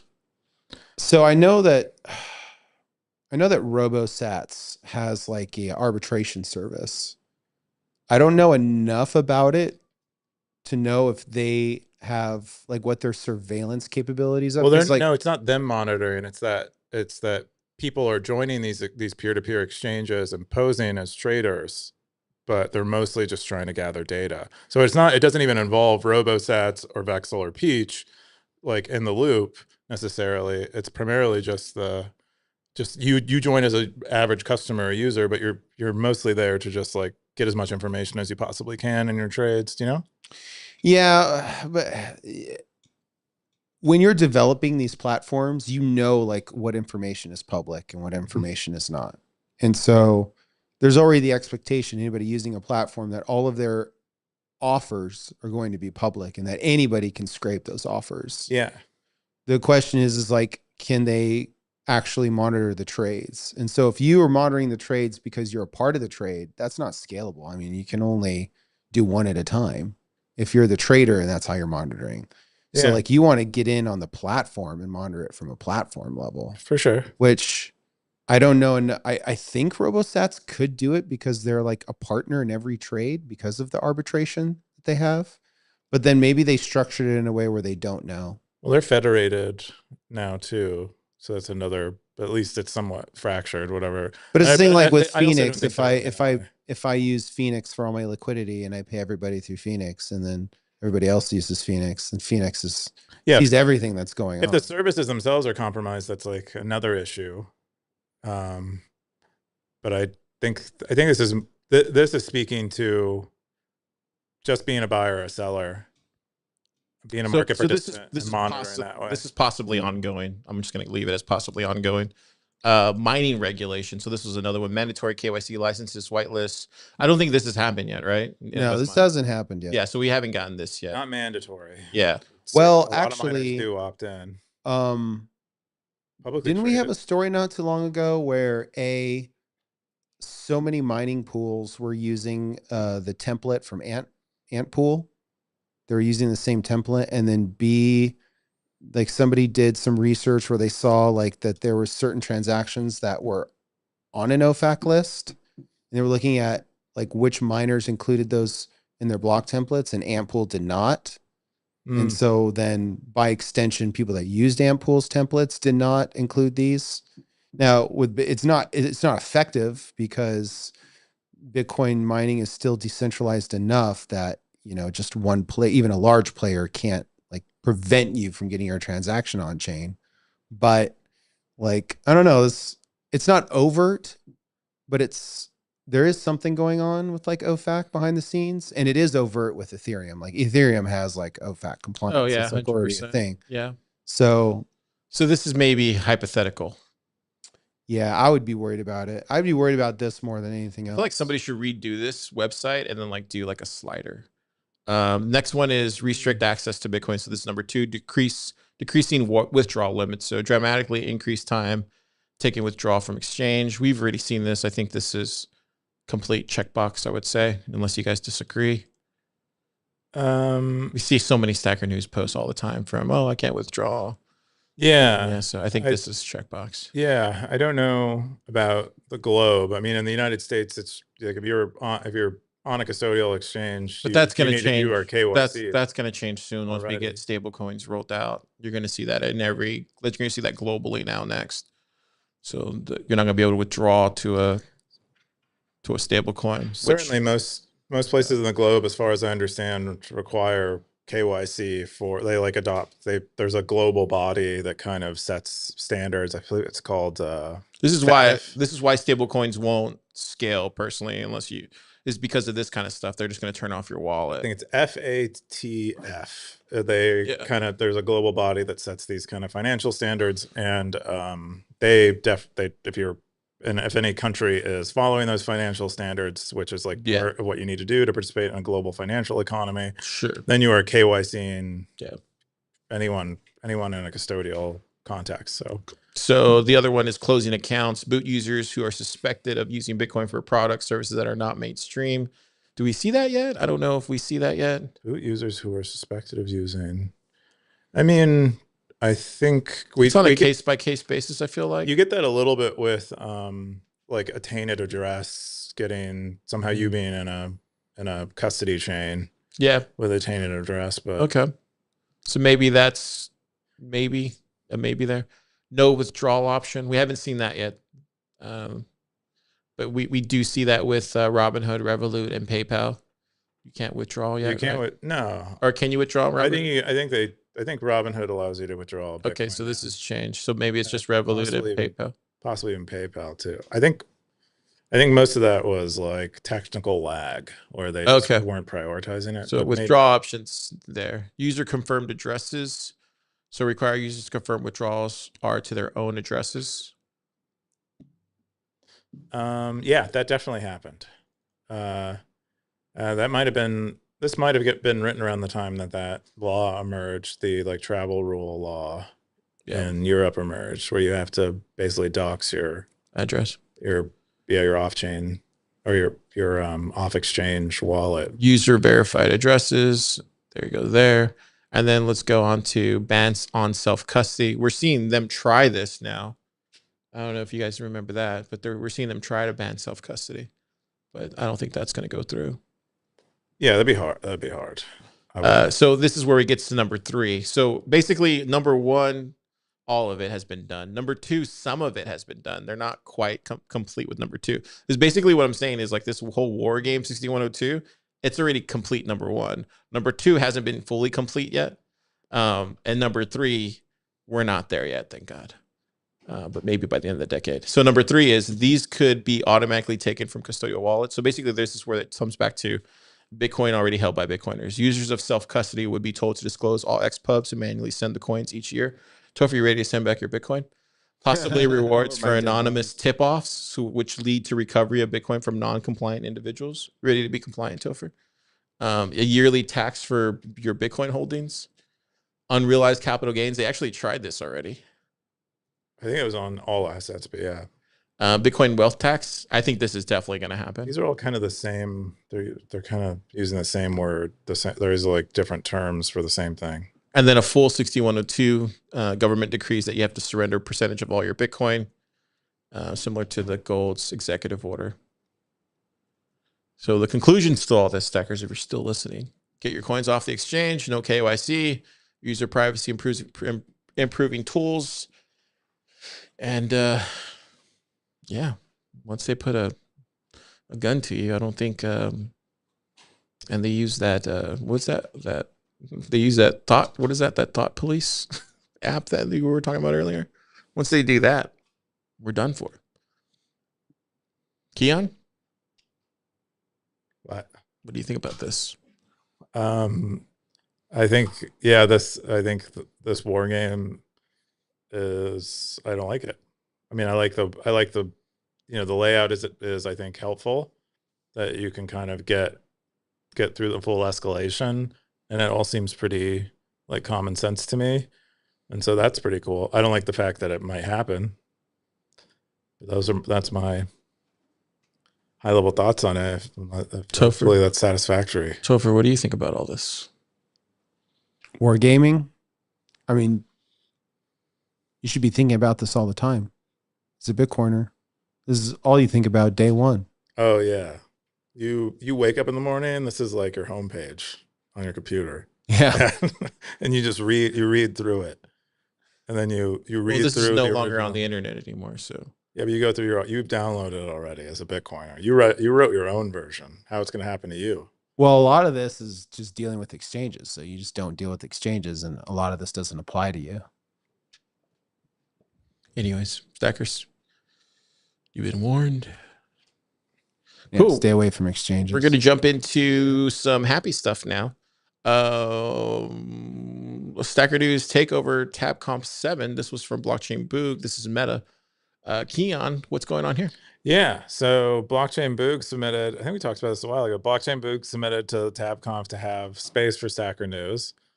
And Coder Books. he has been elected to have space for Stacker News at TABCONF 7 in Atlanta, I believe October 13th through the 16th.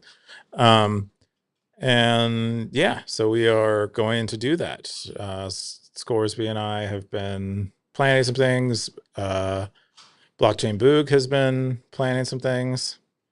Oh, we're getting a circular table, it looks like. And we're gonna try to make it fun. We're gonna try to make it not just a table that has like merch on it. We're gonna try to make it fun. We'll see what we can do, but that's what's up. That's what's up. Yeah, it's gonna be fun. I think we're gonna have the SNL DVD. So I'm working on that now. Almost have it complete. Pleb Poet's gonna have some zines and some what else are you gonna have? Some other stuff. Should like rent out a movie theater. Play it. Oh, you're not coming? Oh, she's not coming, but Blockchain Book will have all the zines. What else? I think that's about it. Cool. The other thing I wanted to bring up was this one. So I need help with the DVD menu. This is not what it looks like. Oh, why not? Oh, you like that one? That's funny. I think it's pretty awesome, actually. This is the default one. Actually. Yeah, why not? I mean, no one is. It's not like someone has seen this 100 times. It's been like 30 years before. Okay. Well, maybe I'll everyone leave sees it this one. I was gonna do this one because I thought it'd be funny to put like Stacker News on a DVD, like when you see it in your DVD player. Oh, that'd It would fun, be too. kind of funny, like, oh wow, I have Stacker News live on my DVD player. So I changed the thing with the DVD stuff. Some Easter eggs. Yeah, that could be fun. Anyways, gotta do if this. anybody has any ideas, let me know. Yeah, let me know. Other thing is Pleb Poet Zine came out. What is going on? Here it is. There you go. Can you tap it there? Yeah. Hello. Here it is. I just finished it. Whoa. Hot. So this is hot. It's burning my hand right now. It's so hot off the press. We got classifieds back there on the back. Car didn't want to buy another classified, so there's 3 empty spaces. You got too many customers. I think we should have done a monthly, like I said. We're doing weekly. And then there's a new crossword puzzle in there. I'll give you one of the clues right now. Let's see if you can come up with the answer.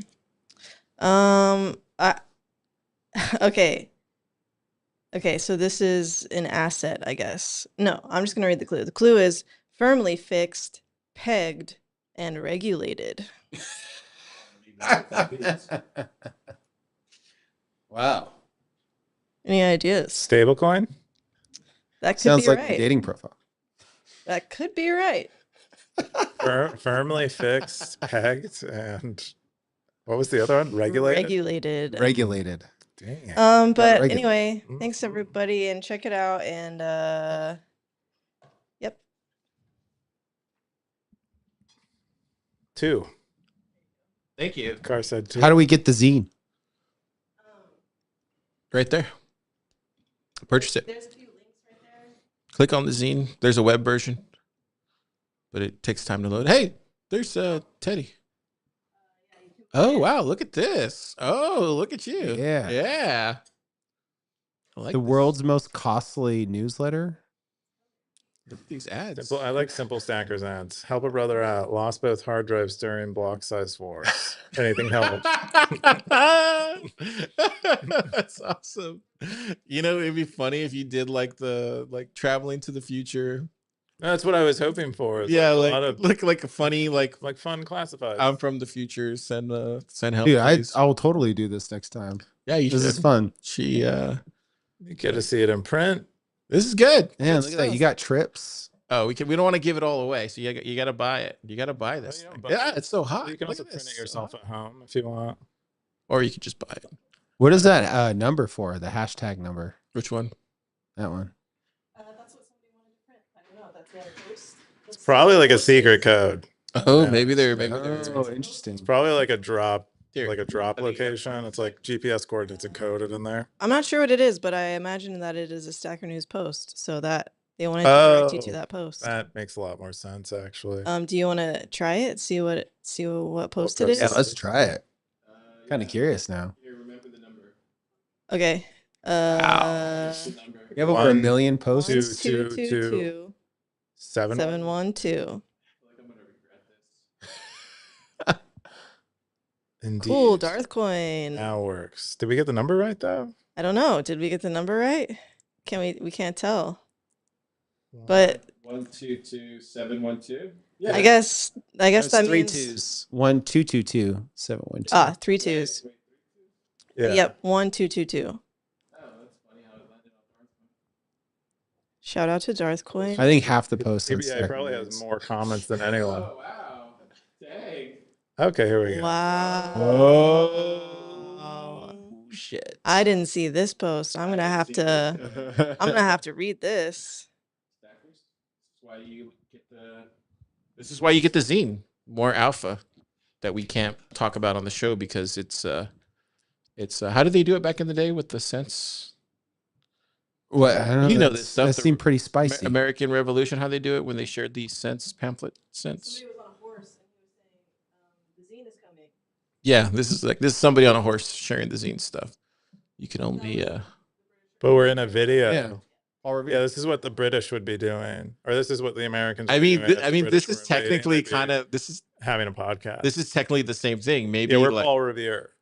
maybe this this is what that is. different. Maybe you have a podcast and you release like a paper version, and to actually get the alpha, the real alpha, is the paper version, the Federalist Papers. Yeah, this is kind of smart, Keyan. I see what you're doing here. Yeah. Federalist Papers. They were just circulating them. Interesting. Yeah. It's funny, Second people could read. it's funny how history is repeating itself. Cool stuff. The other stuff is and then we just got the top Cowboys, baby. Let's go to the top Cowboys. This is the most popular segment in Bitcoin. Turns out that it's so popular that they're showing up on Predex to make bets now. So we might see some actual stuff I've had a moving. bunch of Bitcoin celebrities. A sailor reached out to me. He's like, "How do I get on this segment?" I'm like, "Sorry, buddy, you can't afford it." That's what I told Actually, he him. could afford it. Actually, he could afford it. You don't know what it costs. Wait, how did 'cause Siggy- you're not on this list? How did so. Siggy dethrone you? He's he always always been he's number always one? been ahead of me. Maybe I just had two Yeah. tequilas, so I probably did. Yeah, you might be like mixing it up. You know, like they're Oh. blurring over Blurring each it. other. Then we got Undisciplined number 3, Blockchain Boo, Grey Ruby. I think someone might have dropped out. I don't know who though. No, I don't think so. I think they might have. Yeah, looks the same. I think there was one that dropped out. I thought they were talking Scoresby, about it. 12. No, it looks the same. All right. That's smooth. Where'd you get that from, the tequila? Ocho? Oh, nice. On Brazos, is that place? There's one by my. It's really good. Oh, okay. It's really smooth. Now, strangely, I feel like eating fajitas. Yeah, I feel like going to go get some fajitas and a margarita. Anyways, Bell Curve, Real Bitcoin Dougie, Simple Stacker, EK, Free TX, Mega Dreamer, Solomon Satoshi, 0x Bitcoiner, Justin Shocknet, coming out with all the shocking comments on Stacker News. Gotta love it. Oh, even I'm moving up. 36 now. What else do we got? Keyan, you see anything you see here? Even Cascader's back. Oh yeah, they've been calling out Chadbot. Oh, nice. We got Ben the Carmen's back, 51. He's been going up slowly. I think he's trying to get back in here. Yeah, we'll see what happens. You You always thought you were always calling out Ben to be a dark horse. I love Ben. It's like one of my Turned out to be favorite. a light horse. Ben Carmen's like one of my favorite Bitcoin developers. Okay. Besides you guys. I feel like that was like you were just doing charity work there. No, I love you guys. Are you kidding me? Max Webster, we got It's Real Fake, Byzantine, TN Snacker, RD Clark, Team Up Plub, Bounty Hunters there. Bounty Hunter. You know what Team is? No, what's that? Like Chinese Amazon. But Didn't know cheaper We got Sooks. and more exploitive. Yeah. Sooks.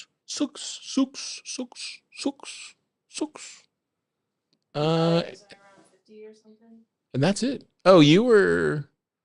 I don't know. I didn't see you actually. Did you not show up this week? You should have got it back. Yeah, I though. didn't see her. She's not in here. Oh, there I am. Oh, right there. Plep poet. Good Boom. number. What did you post this week? Just the zine? Dang, he doesn't even zap you. Look at that. What she just posts all her work stuff.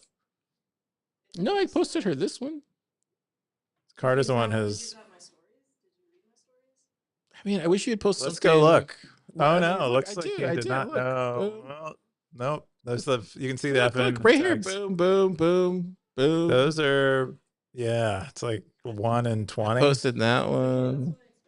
Okay. Yeah, look, we'll keep going. Better than I nothing, I posted guess. that one. Look, I keep. Oh, he zapped you not smoking weed. I post. Look, I He's zap supportive you of all the that. time. He did give you 1,000 sats a couple times. Boom. Look, boom, boom, boom. That's way back. Yeah, I definitely zap you all the time. It's just whenever there's something really good. You're welcome. I keep it real. Should we go to yours, Coop? Should we log in with your Stacker.News? Oh, you'll just see probably zaps on everything. Okay. I'm maybe probably the next week. biggest Maybe zap. next week Stackers will log in with Coop's login and see. At least I keep it real. What else? I think that's it. I think that's all we got. Where's the meta thing here? I feel like this podcast is going off the rails now because I took a couple shots of tequila. All right, we're gonna have the Fountain Boost. Blockchain Book said, "Stay in school, kids." Oh, that's good. That's also what Bake said. Gray Ruby just zapped us, and then Undisciplined says you don't have to move energy from space to Earth if you move industry to space. Ted, Oh, that's a I ask you, is that true or not? It's a very concise way of saying what Ted explained to us during the last podcast. About getting energy back to Earth. Yeah. Well, I'm moving it. He says you don't have to move energy from space to Earth if you move industry to space. it is very hard to commercialize space. I don't think we have a great way to commercialize space right now, but I think you can send heavy objects down the gravity well, so some aspects of industry could presumably be in space. But if you look at the math, even if it's like palladium or like the most amazing thing you could possibly imagine, it's still not currently economical to go fetch it from space. But maybe in the future, and there's certainly things that you get in space that you don't get elsewhere. Like, for example, in the Van Allen belts, you get all this antimatter that's like trapped in space. You go scoop up some antimatter if you had a good use for it. But I don't know about moving energy, like energy and heavy industry, specifically like chips and things that require specialty. I think it's going to be very difficult to do that more economically in space and service Earth than vice versa. So I think it'll always be chips and computers coming from Earth. And then in space is just funding itself. Yeah. At least for the near future. I don't know. Maybe he's talking about long term. Well, no, he's just saying. He's an economist. Well, he's saying if we don't have to move energy from space back to Earth if we can relocate industry in space where the energy is abundant. That's what he said.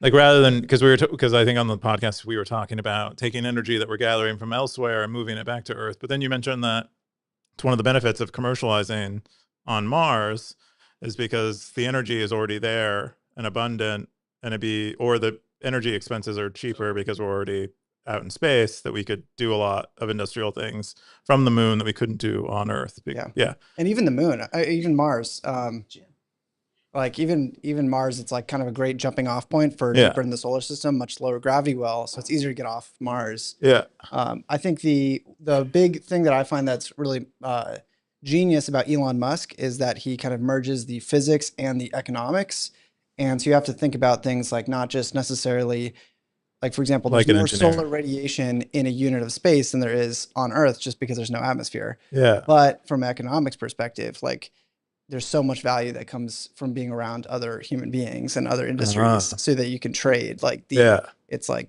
I don't know, what the exact number is, but I'm sure it's like, trillions of percents, like things that are way easier to do when you can specialize. So it's a difficult prospect, but the hope is that we find something super valuable in space that can kind of bootstrap everything. And maybe it's helium-3. Like, so if we get fusion going, helium-3 is a good example of something that could be make it worthwhile.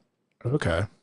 And people can't see, but Ted has new facial hair that makes him I feel like makes him way more credible. Because you didn't have facial hair before, right? Did he really? This is not very much facial hair. Oh. No. When you start talking about space, though, what happens is that you just it just sprouts. Yeah, I mean, he was telling us last week about how all the graybeards are the ones that really know their physics stuff or their astrophysics. He's always had facial hair. Has he? You haven't, right? I feel like he has. Don't trust him. That's what I took away. But he used to work with the space people. That's what I mean. He's coming into it, Car. It doesn't come on all at once. But did you have facial hair recently like this? Okay, maybe you did. He's always had facial hair. No, he hasn't always had. Okay, I'm just saying. What is that meme where it goes like you don't know I went all in on Bitcoin, but there will be signs? Something like that. There will be signs. There will be signs. There will be signs. Well, no, the sign is Ted looks like he's like ready for the market. Yeah. Are you ready for the market, Ted? What are you looking at? For the market. The only market that matters. Market, yeah. Oh. I think it's a great shirt. His swag is increasing. I like that. I have to agree. He already was on the camera. Yeah, we got an eligible bachelor here for the two people that are watching. Very eligible. Car's sister might be single. No, ready to mingle. She's married. Oh man, this show has gone off the rails. It was so strong. It started off so strong. And anyway, YouTube comments. We got YouTube comments from Vake because he's the only one that comments. Stay sober. You commented too? What did you say? Yeah. Are you Vake? Wait, are you? No, Vake. I know Vake. I'll see him at TABCONF. Oh, okay, cool. He just said stay sober. Did it do that today? Stay in your brain and stay in school. He also said stay in school, Keyan. That's what I was saying. I think we all said that. Okay. Really? No, he didn't say that. Dude. Tell us the story because it's probably going to be awkward. So shout out to Vake. I met Vake at Bitcoin Vegas just randomly. He just walked into the Airbnb that I was staying at. Whoa. Because we were having a party. You were okay. there. Topher was there. Were you He there, wasn't a burglar. Recently. Bitcoin Vegas? Like what day? I don't remember. It's so long ago. Aren't they? It was just Anyway, one long day. Vake came in. Vake came in and he was like, oh, you're a pleb poet. And I was like, oh, yeah. Oh, So wow. that was cool. You weren't creeped out? He said he just watches Stacker.News live, though. He doesn't read Stacker.News, which is kind of funny. It's what Damn, Keyan. You told me that already. No, I never said that. You don't need to laugh like you're in a mariachi band. Hey, I had 3 of these tequila shots, bro. Hey, it was so funny. You'd be great in a mariachi band. I'd join you. I almost joined. I have a picture. Would you guys let me in? I do have a picture with me of a mariachi band. What instrument I was did you this play? close. Probably like the tuba. Dude. Dude. Yeah, Dude. it's kind of. with the obnoxious Stacker one. News hat. Dude, Oh, I would, absolutely. Oh, dude, you'd crush We it. need know to like what? get tassels on it. You know what? Startup Day Theme it. Yucatan. I'm totally singing with the mariachis this time around. Oh, you should. Yeah, we are. Yeah. I think that's all we got. Let's see here. Optimus say, wait, y'all don't use KSAT and MSAT in Austin? What do you use in your Imperial base? Oh. What's that? What's that mean, Keyan? Oh, well, because we were That's talking about that's a TISM joke. I don't get it. No, because you were talking about how the imperial system is better and miles are better and stuff. Oh, okay. And he's like, well, we use kilosat and millisat outside of the United States. Do they? Do they seriously use kilosat? It would make sense. It would kind Well, of millisats aren't real. Yeah, but they're useful in contexts where you have consensus. I mean, if you want to play with make-believe money, I guess. Yeah, with like a channel partner, you have consensus on them existing so they can accumulate into real money. Who? Can they though? Yep. Like but the most they could ever accumulate into is one sat. Yeah. But you can accumulate one And sat. even and then, more of them can you accumulate got to into get one sat. past the dust limit. Like there's a lot of barriers you have to get past before your but if sats. you have a channel open for so long, you can imagine how many millisats you accumulate, and eventually you're past the dust limit. And the dust limit is decreasing over time. So you're saying we can get rid of the dust limit if we go to millisats? Well, on-chain fees have been dropped. Like the limit on on-chain fees has been dropped even below These mother a effers. sat per V-byte. So who knows? Maybe the dust limit will be a millisat. No, it can't ever be a millisat. But maybe it will be. This is how they pull you back. Yeah. This is how they pull you back, Ted. Unbelievable. Wait, no, we have we're already using subsat units on, at least for transactions. So because we just have miners or yeah, but I have. Wait, how does that even work? I have this rule. What subsat? Yeah, how do we have subsat per V-byte on-chain fees? Yeah, but I have this rule never leave sats on the table. Because you have to pay at least one sat. You have to at least pay one sat per transaction. You don't have to. It's either 0 or That's 1. right. You can do a 0 sat transaction. You have to choose between 0 or 1. DOS protection. Okay. Anyway, you guys are getting full tizzard. I'm sorry. Yeah. Can someone whisper to me so I can come back to reality? You need like in a Inception where you gotta have the memento in your I'm hands. still laughing about Big's comment. Like the chess piece, a little Big really said that? spinner top. He doesn't go to Stacker.News. It's terrible. He told you that, and you told me that already. It's so terrible. Vay, come to Stacker.News, bro. Stacker.News. Just Don't go. feel obligated. No, I'm telling him. I enjoy having someone that just watches podcasts. I'm telling Maybe him. he's just a visual learner. Wait, what? He also bought The zines? Fake. You're on a computer all day. Just go How to do you know that? Stacker. Because I know we talked. Oh, you're doxed him now. Anyways, I'll see him at TABCONF. I'll convince him. I'll convince him to make an account. Anyways. I have an idea. Yeah, go for it. I have an idea for your DVD menu. Yeah, what was it? Just superimpose you and Keyan into a mariachi band and just do a little song. That's great. Yeah. Yeah, we All can right. do a little dance and Maybe a we'll- song. maybe we'll do Yeah, that. and like a Where- terrible looping animation. Oh, wow, that'd be Yeah, funny. South Park I style. want to do the Easter egg menus where they have like Easter eggs in them. I want to do that too. Okay, we could do that.